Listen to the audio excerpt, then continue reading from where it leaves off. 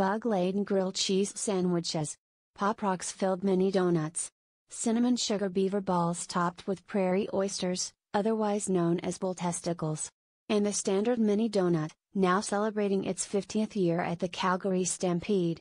The food offerings on the Stampede Midway are the latest in an annual attempt to outdo the previous year's selection of appetite-inducing, or in some cases stomach-churning, culinary experiments for hundreds of thousands of visitors in faux and authentic cowboy gear.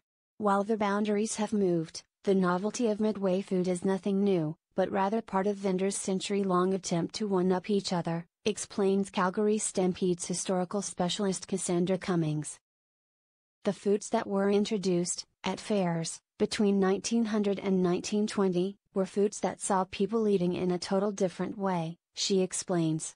To us today, walking down the Midway eating an ice cream cone seems like nothing, but to that first contingent of people that were able to do that at a fair? It would have been really interesting, completely novel and maybe even a bit bizarre. Ms. Cummings, a year-round employee of the Stampede whose volunteer committee preserves the history of the event, says classic fair foods such as cotton candy or candy apples came to Canada more than a century ago.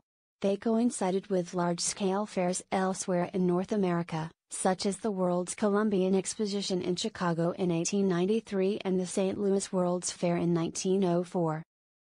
In 1929, the patent for corn dogs was made in Texas, and by the 1940s, people were seeing a lot of food on a stick, Ms. Cummings says. This made a lot of sense for people walking around a Midway, while eating, and it is one of those original Midway food trends that you still see today. From there, things got exponentially more interesting. Caramel apples were originally developed by Kraft Canada in the early 1950s as a way to encourage people to use caramel sauce in more inventive ways, and were introduced on fairgrounds as a wild, new alternative to candy apples. Not the most wild these days by any means, but a nice Canadian feather in the cap, as this is the only iconic fair food that has been created in Canada.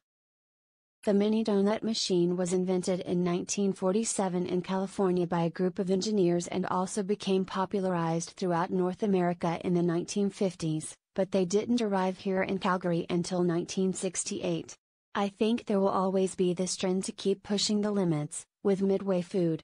You know, let's just be crazy to be crazy, but we sell more than 2 million mini doughnuts during Stampede each year. People will always want those iconic, comforting foods, Ms. Cummings says. The experimentation on the modern-day Midway has picked up in the past decade. In 2010, the Calgary Stampede decided it had enough diversity in its vendors' food offerings to begin holding annual Midway food competitions, in which local culinary experts and media personalities would sample an array of new and inventive creations to crown winners in categories of savory and sweet. Those competitions spawned battered and deep-fried Kit Kat bars, deep-fried wraps filled with hot dogs, pickles, bacon and cheese, the Big Pickle Tornado, which is honestly worth a try, and other oddities. While some vendors focus on pure jaw drops and buzz, others vendors have actually created palatable success in taking simple ingredient combinations to a high-wire, carnival level. There's always some level of ridiculousness to be found with this type of fare, but if you're wearing plaid and a cheap cowboy hat like I have been, then we're not really any less ridiculous than some of the food we're consuming during Stampede. Sheila Fetter, an Edmonton native and owner of the Peanut Butter Cupboard, was this year's recipient of Best New Sweet Food on the Midway for her sweet tooth appealing sweetheart. Imagine a peanut butter and honey sandwich made with 2 honey cruller donuts grilled together with peanut butter and a Reese's peanut butter cup in between. The result is nothing short of a sugar high, but playful in nature. Ms. Fetter's love of the Calgary Stampede began in 1998 when she first worked on the grounds as a face painter.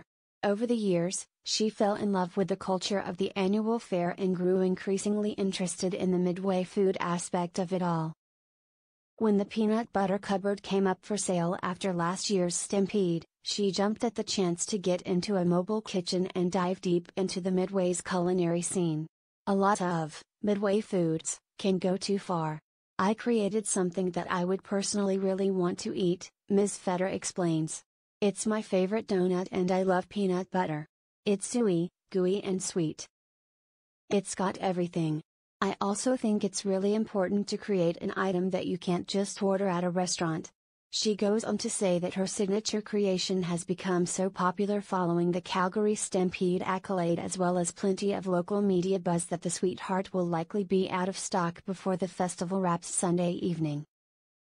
We are already working on our top secret plans for next year, but we're not going to leak anything on that, says Ms. Fetter, chuckling. I'm feeling so grateful though. I have a great team and all of the recognition from the Stampede and customers, everything. It's been wonderful.